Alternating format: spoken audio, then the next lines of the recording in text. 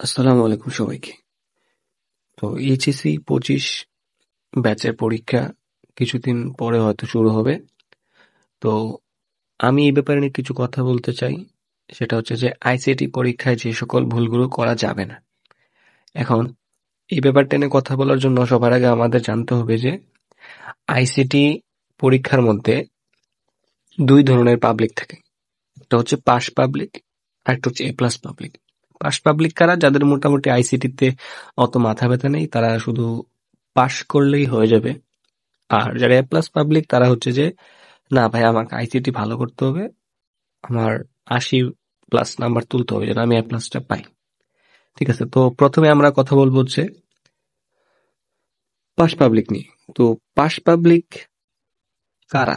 Pass public হচ্ছে তারাই যাদের মূল টার্গেট হচ্ছে পাস করা। সো তাদের টার্গেট থাকতে হবে যে লিখিত টাইপের যতগুলা প্রশ্নের উত্তর আছে সেগুলো দেওয়া। এখন তোমরা বলবে যে লিখিত টাইপের প্রশ্ন বলতে বুঝি নাই।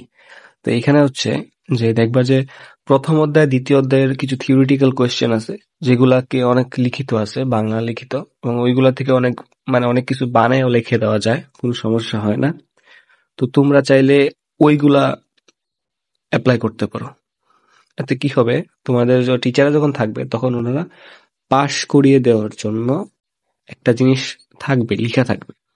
আর যেহেতু আহ, চতুর্থ পঞ্চম এবং তৃতীয় চ্যাপ্টারে কিছু যে ম্যাথ আছে, binary related math, binary to hexa excel, তারপর তোমার ধরো লজিক গেটের যেই ম্যাথ গুলো আছে ওইগুলো যেহেতু কঠিন, বা তোমরা অবশ্যই যদি ওইগুলো তো দিতেই হবেই, তারপরেও মূলত তোমাদের টার্গেট থাকবে যে লিখিত টাইপের যেগুলা যেগুলো তুমি একটু বানায় লিখতে পারবা, যে একটু বড় করে লিখতে পারবা, ওইগুলা তোমাদের মেইন ফোকাস হওয়া উচিত।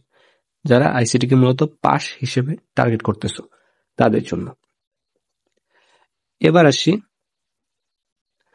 আহ আরেকটা বিষয়, সেটা হচ্ছে যে তোমরা যদি ঠিকমতো লিখতে পারো তাহলে 60 থেকে 70 মার্ক তুমি অনায়াসে পেয়ে যাবা। সেটা হচ্ছে পাস পাবলিকদের জন্য। ঠিক আছে, অর্থাৎ তোমাদের টেনশন করার কোনো কারণ নাই।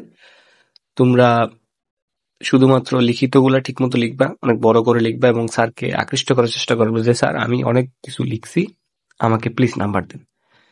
এতটুকু করলেই হবে, স্যারের অ্যাটেনশন গ্র্যাব করার চেষ্টা করতে হবে আর কিছু যায় হিসাব। তো এবার আসি আমরা পরবর্তী জিনিসে, সেটা হচ্ছে যে আমাদের A+ প্রত্যাশী। এখন তোমরা যারা A+ প্রত্যাশী আছো, তোমাদের টার্গেট যেহেতু A+ পাওয়া, তাই তোমাকে প্রশ্ন বাছাই সচেতন হতে হবে। হ্যাঁ, এই কোশ্চেনটা দ্বারা কি বোঝো প্রশ্ন বাছাই সচেতন? দেখো, সবাই যেগুলো লিখে থিওরিটিক্যাল, তোমরা যদি সেম গুলাই লিখো, একটা জিনিস সবসময় মনে রাখবা যে থিওরিটিক্যালে টিচাররা কিন্তু অনেক বেশি মার্ক দেয় না। ঠিক আছে, কারণ যেহেতু এটার মধ্যে অনেক কিছু বাংলা লেখা থাকে, তুমি যতই ভালো লিখো 10-এ 10 কখনোই পাবা না। কিন্তু একটা জিনিস মনে রাখবা যে তোমরা যদি থিওরিটিক্যাল বাদে অন্য কোয়েশ্চেন গুলো আনসার করো, সেগুলোতে তোমাদের 10-এ 10 পাওয়ার একটা প্রবল সম্ভাবনা থাকে, যেটা তোমাদের A+ পেতে সাহায্য করবে। তো এবার এসে পরবর্তী জিনিসটা, সেটা হচ্ছে যে তোমাদের লিখিত প্রশ্নের উত্তর বেশি দেওয়ার চেয়ে তৃতীয় চতুর্থ পঞ্চম অধ্যায়ের দিকে উত্তর দিতে হবে। এই জিনিসটা কি বুঝাইছে? এই জিনিসটা হচ্ছে যে তোমাদের, আমি যেটা বললাম যে দেখো, তৃতীয় চতুর্থ ও পঞ্চম অধ্যায়ের মধ্যে হচ্ছে সলিড মার্ক ওলা যে কোয়েশ্চেন গুলা থাকে ওইগুলা, যেমন ধরো HTML, C programming, binary related এবং লজিক গেট রিলেটেড, ওইগুলো যদি তুমি ঠিকঠাক মতো লিখতে পারো তাহলে তোমাকে ফুল মার্ক দেওয়ার একটা পসিবিলিটি আছে। মানে তুমি 10-এ 10 পাওয়ার একটা পসিবিলিটি আছে। ঠিক আছে, এখানে স্যারদের মার্ক কাটার কোনো জায়গা নেই। বাট তোমরা যদি থিওরিটিক্যাল লেখো, যে লিখিত যে কোয়েশ্চেন গুলো আছে, ধরো যে বিশ্বগ্রাম সম্পর্কে তোমাদের লিখতে বললো, এটার মধ্যে তুমি যত ভালো করে লিখো তুমি কখনোই 4-এ 4 পাবা না। টিচাররা দেয় না সচরাচর 4-এ 4। তো এরকম লেখার চেয়ে তুমি যদি একটা লজিক গেটের একটা কোয়েশ্চেন আনসার দাও এবং লজিক গেটটা যদি হয়ে যায়, তুমি এটা নিশ্চিত থাকো যে ওইটার মধ্যে 4-এ 4 না পেলেও, বিশ্বগ্রামে 4-এ 4 না পেলেও তুমি লজিক গেটে 4-এ 4 পাবাই, এটা মোটামুটি শিওর। তো এটাও একটা বিষয় আছে। তারপর আমরা যদি দেখি যে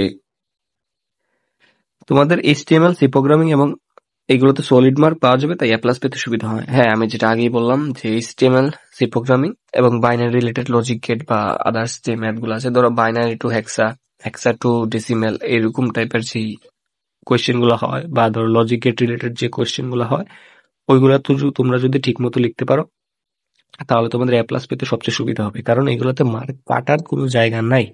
তোমরা যদি ঠিকঠাক মতো লিখো তাহলে তোমরা 10-এ 10 পাইতে পারো। ঠিক আছে, তো এটা হচ্ছে মূলত আরেকটা বিষয়। এবং আরেকটা বিষয় হচ্ছে তোমাদের এ প্লাস প্রত্যাশীদের জন্য, সেটা হচ্ছে বইয়ের নিয়ম ফলো করতে হবে HTML এবং সি প্রোগ্রামিং এর জন্য। হ্যাঁ, এই বিষয়টা কি, আমি একটু কথা বলি। দেখো, তোমরা ইউটিউবে বিভিন্ন ভাইদের থেকে পড়ছো HTML সি প্রোগ্রামিং, অনেক ভাইরা অনেক ভালো বুঝাইছে। এবং দেখা যায় কি কিছু ভাইরা আছে যারা অতিরিক্ত পাণ্ডিত্য দেখাতে গিয়ে অনেক কঠিন করে করে বা অনেক সহজ করে করে। এখন মূলত প্রবলেমটা হয় হচ্ছে তোমার, যারা প্রত্যন্ত অঞ্চলে যে টিচাররা আছেন, আম, আমি বলতেছি না যে সব টিচারই খারাপ, বাট কিছু টিচার এমনও আছেন যারা অনেক আগের আমলের, বা ওনারা ততটা এই ব্যাপারে এক্সপার্ট না, যতটা এখন নিউ জেনারেশনের যে টিচার আছে ওনাদের মতো এক্সপার্ট না। এখন ওই ক্ষেত্রে ওনারা যে জিনিসটা ফলো করবে সেটা হচ্ছে বইয়ের নিয়ম, আর হচ্ছে তোমার বোর্ড কর্তৃক যেই কোশ্চেনের আনসারটাতে ওইটার নিয়ম। তো এটা একটা জিনিস মনে রাখবা যে প্রোগ্রামিং, HTML-টা মোটামুটি স্ট্রাকচারের মধ্যে থাকে, বাট প্রোগ্রামিংটা তুমি অনেকভাবে করতে পারো। তুমি যে কোনো টাইপের অনেকভাবে তুমি প্রোগ্রামিংটা করতে পারবে, এবং প্রত্যেকটা ক্ষেত্রে রেজাল্ট সেম আসবে প্রোগ্রামিং। তো সি প্রোগ্রামিং এর ক্ষেত্রে বিষয়টা হচ্ছে অনেকভাবে লেখা যায় যেহেতু, অতএব স্যাররা কনফিউজ হয়ে যায়। আবার কিছু কিছু ক্ষেত্রে দেখা যায় যে বাংলাদেশের বিভিন্ন কলেজ আছে যে ওইখানে স্যার যেই নিয়মে পড়াইছে, মানে যেটা বইয়ের নিয়ম থাকে ওই নিয়মের বাইরে লিখলে স্যাররা নাম্বার দেয় না। এর কারণ অন্য কলেজে বা প্রত্যন্ত অঞ্চলে যদি খাতাটা যায়, তাহলে ওই স্যার যে তোমাকে 100% নাম্বার দিবে, এটা অনেক ক্ষেত্রে হয় না। কারণ আম, স্যার হয়তো ওই নিয়মে পড়াইছে, এখন তুমি হয়তো অন্য নিয়মে লিখছো, স্যার ভাবছে এটা ভুল। এমনও দেখা গেছে যে নাম্বার কাইটে দিচ্ছে। সেটা ম্যাক্সিমাম ক্ষেত্রে গ্রামের অঞ্চলে যে টিচাররা আছে ওইটা হয়। খুব একটা বেশি টিচার না, খুব অল্প সংখ্যক টিচার যারা এখনো আগের নিয়ম কানুন বা বইয়ের নিয়ম ফলো করে। তো এই জন্য আমি তোমাদেরকে বলছি যে বইয়ের নিয়ম ফলো করতে হবে HTML এবং সি প্রোগ্রামিং এর জন্য। এতে কি হবে, টিচাররা যেহেতু বইটাকে ফলো করায়, আর তুমি লজিক শিখলা, সবকিছু শিখলা, কোনো সমস্যা নেই সি প্রোগ্রামিং এ বা HTML এ, বাট তুমি নিয়মটা ফলো করবে হচ্ছে বইয়ে। এতে তোমাদের খাতাটা যদি একটা প্রত্যন্ত গ্রামের টিচারের কাছেও পড়ে, তাহলেও কোনো সমস্যা নেই, তোমরা ফুল মার্ক পাবা। তো এইটা তোমাদের জন্য খুবই গুরুত্বপূর্ণ ছিল। তারপর যদি আমি দেখি, তারপর তোমাদের এই তো আইসিটি পরীক্ষা যে সকল ভুলগুলো করা যাবে না, এর মধ্যে হচ্ছে বিগত বছরগুলোতে কি কি কোয়েশ্চেন এসেছে সেগুলোকে অ্যানালাইসিস করে পড়তে হবে, কারণ অ্যাডমিশনে কিন্তু আইসিটি নেই। এটা একটা ফ্যাক্ট, কারণ তোমাদের অ্যাডমিশনে কিন্তু আইসিটি নেই। অর্থাৎ তোমাদের আইসিটি একদম হুবহু আইসিটিতে অনার্স মাস্টার্স করার মতো পড়তে হবে, বিষয়টা এমন না। তোমরা বিগত বছরের কোয়েশ্চেন গুলো অ্যানালাইসিস করবা, অ্যানালাইসিস করে দেখবা কোন কোন কোয়েশ্চেন গুলো ইম্পর্টেন্ট, কোন টাইপের কোয়েশ্চেন গুলো বারবার আসতেছে, তোমরা ওইগুলোই বারবার প্র্যাকটিস করে যাবে, ঠিক আছে? এই যে বেশি বেশি ইম্পর্টেন্ট টপিক গুলো শেষ করতে হবে, তাহলেই আইসিটি তে ভালো করা সম্ভব। হ্যাঁ, যেটা বললাম তোমাদের, সবসময় বেশি বেশি প্র্যাকটিস করতে হবে, তাহলে তোমাদের পরীক্ষা ভালো হবে।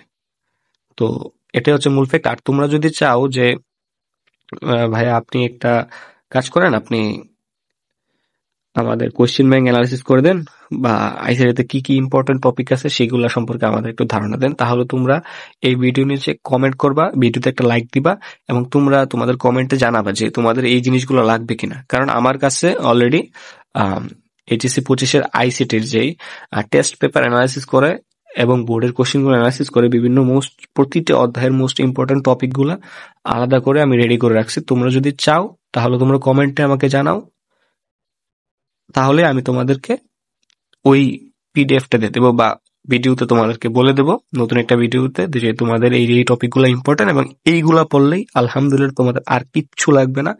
এই টপিকগুলো থেকেই ঘুরে ফিরে প্রশ্ন করে স্যাররা বারবার, আশা করি তোমাদের বেলায়ও করবে। তো এই ছিল আজকে ভিডিওতে। তো তোমাদের সবাইকে ধন্যবাদ, ভালো থাকবে সবাই, আসসালামু আলাইকুম।